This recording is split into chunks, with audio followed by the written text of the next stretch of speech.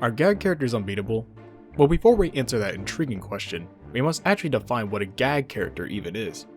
Because apparently the majority of the internet don't seem to understand what it actually entails. A gag character is usually defined as a character that often shows little to no personality and their mere existence is solely to fulfill one particular joke in either comic strips, TV shows, etc. A gag, or running gags, are often being referred to as an ongoing joke within a series. For example, in Team 4 Star's Dragon Ball Z Abridged, it has many running gags that are present throughout the series, such as the Krillin counter. The joke being, he gets bodied so many times on screen to the point where they feel like they need to count how many times it happens. In Fairly Odd Parents, whenever Timmy Turner ends a monologue with the phrase, "What could possibly go wrong?" the running gag is that something obviously goes wrong after Timmy blatantly tells us he's shrugging off the possibility of something going wrong. A similar running gag like this is present in Star Wars, whenever a character says the phrase, "I've got a bad feeling about this." The joke being that their gut feeling are most often correct in that assumption, and the list goes on and on and on.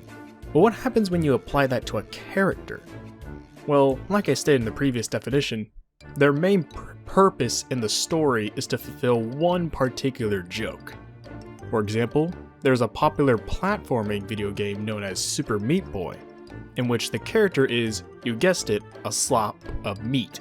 And because he is a slop of meat, PETA did not like that and decided to make their own parody version of Super Meat Boy called Super Tofu Boy, who is, again, you guessed it, a block of tofu. And as a response to PETA doing this, the developers of Super Meat Boy then created their own Tofu Boy as an exclusive joke character to make fun of PETA being offended by their game. The joke being, he is the absolute worst character in the entire game. He's incredibly slow, has a terrible jump, has the lowest amount of health, and in completing any stage in the game using Tofu Boy will automatically award you an A+ score no matter what. Because Tofu Boy is virtually incapable of completing most of the stages. They even implemented that it is literally impossible to complete the first level of the game using Tofu Boy without the use of the alt glitch.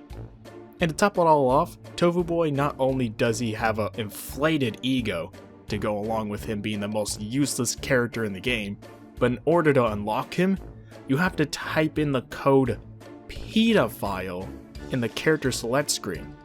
So in case you haven't caught on, Super Meat Boy's Tofu Boy's gag is purposely being the most useless character in the game to make fun of PETA.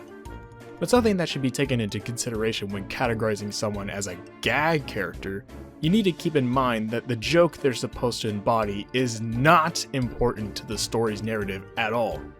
For example, Stan Lee in the MCU movies would be considered a gag character. The gag or ongoing joke being that he is the most famous co-creator of Marvel Comics, and he appears as a celebrity cameo in almost every single Marvel movie, most often interacting with Marvel comic book characters present in the films as random characters.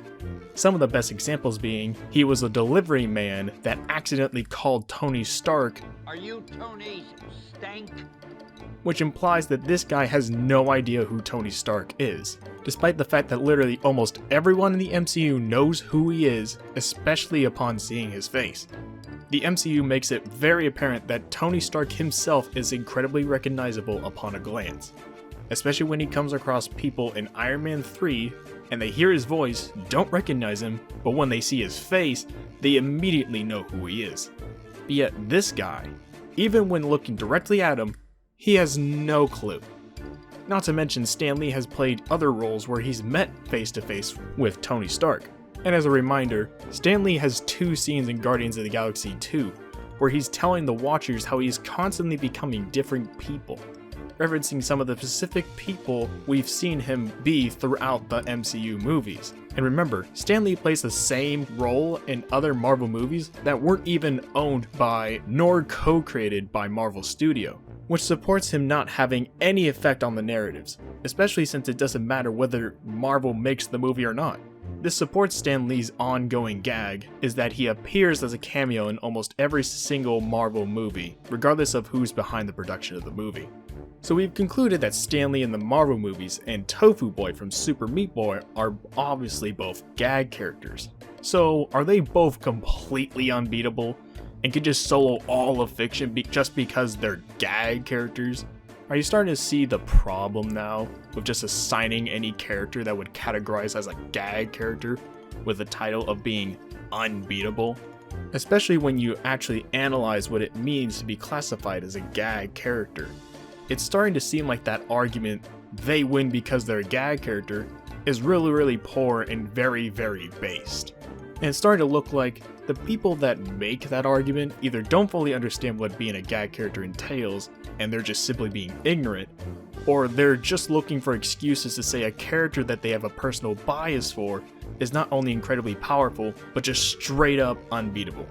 But wait a minute, what about the gag characters where their running joke relates to their power? Surely they're unbeatable, right? Well, that's a very good question.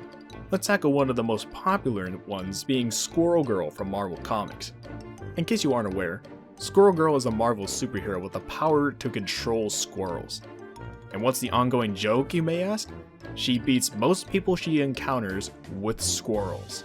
Her most impressive wins being against Ego the Living Planet, Doctor Doom, Galactus, and even Thanos. She even has her own comic line titled The Unbeatable Squirrel Girl. So Squirrel Girl has to be unbeatable, right? Well, no. The biggest reason being that she actually doesn't have a perfect track record, as she and Loki as the Sorcerer Supreme fought against the incredibly powerful villain Dormammu, and they lost badly, to the point where they had to deceive Dormammu into thinking he killed them in order to escape. Even Squirrel Girl herself implying that they literally couldn't do anything to him. But for the sake of argument, let's give her the benefit of the doubt and say she didn't beat Dormammu because she didn't want to. Does the argument of her being unbeatable still stand? If her gag is that she can supposedly beat anyone with squirrels? Well, even if she could beat anyone in Marvel, to make the claim that her gag would even apply to other verses outside of Marvel Comics would be committing something we call in power scaling the no limits fallacy, in which someone asserts the claim that because said character has not demonstrated any limits, therefore they have no limits.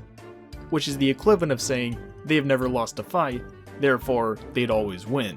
So my question to that is, what happens when a character like Squirrel Girl meets a character like Arale, who also has gag-related powers? And let's say for the sake of brevity, that she can also beat anyone and has never lost.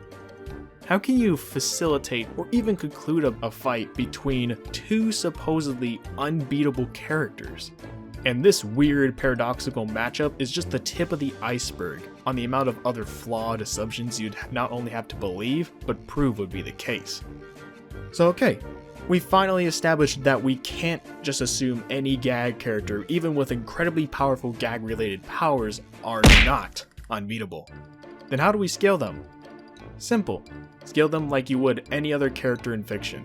Just because they have the title of gag character, that doesn't mean they should be scaled any differently. Even if they haven't demonstrated their full capabilities, doesn't mean they're now ultimately excluded and unable to be scaled because of it.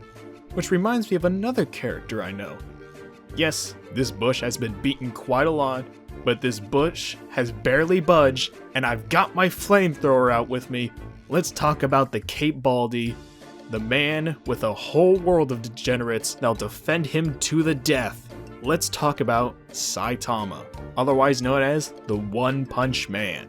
Now don't get me wrong, I love the show and the manga a lot, and Saitama is an amazing character.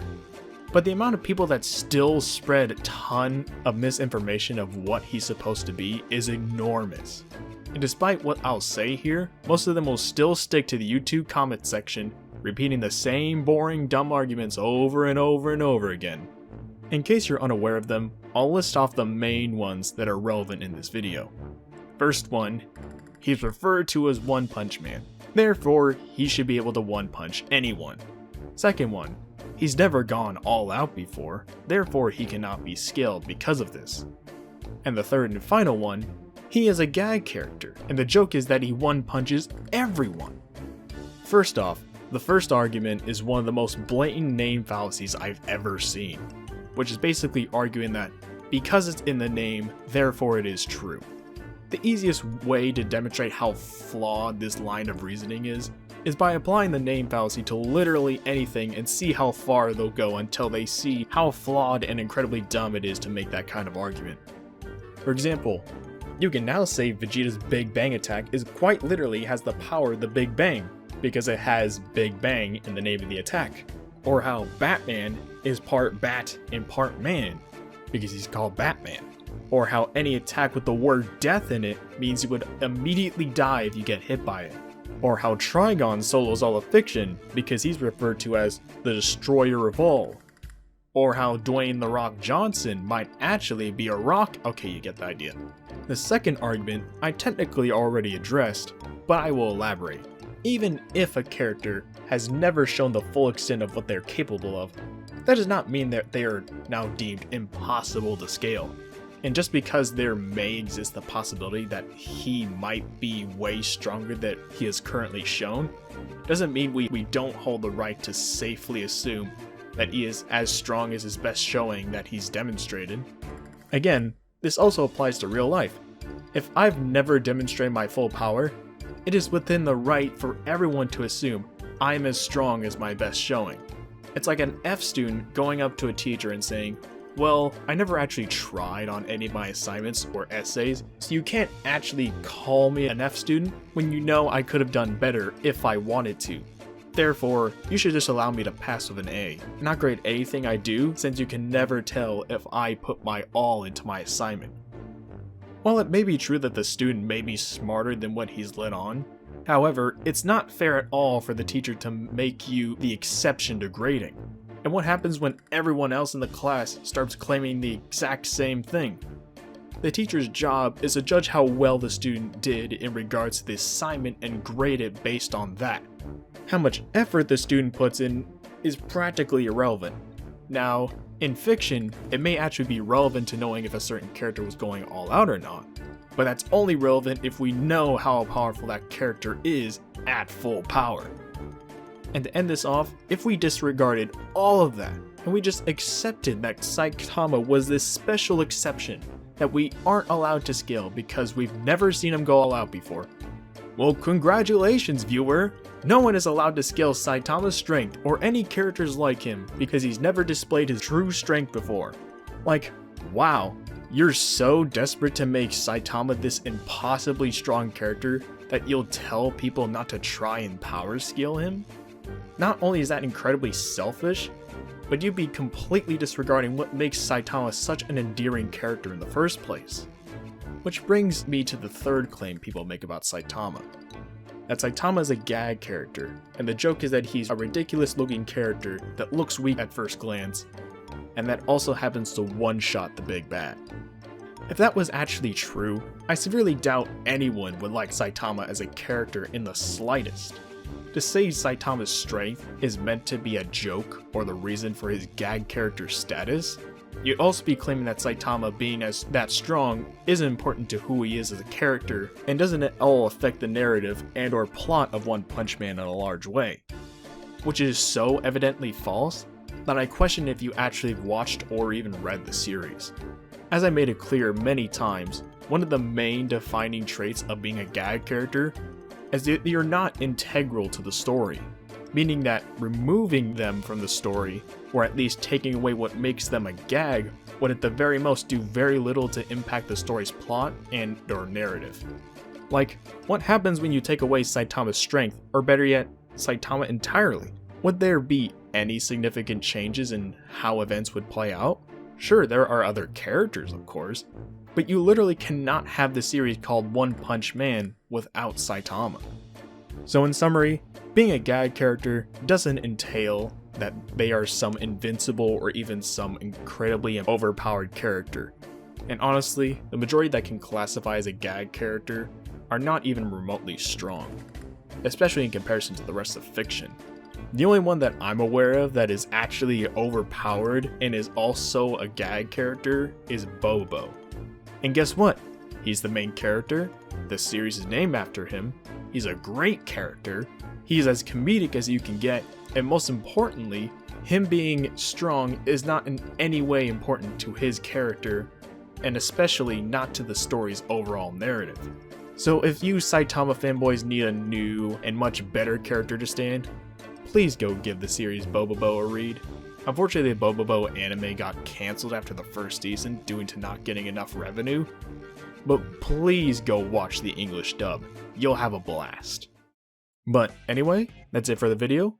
I hope you all enjoyed it. Comment down below of what videos you want to see me cover in the future, and class is dismissed.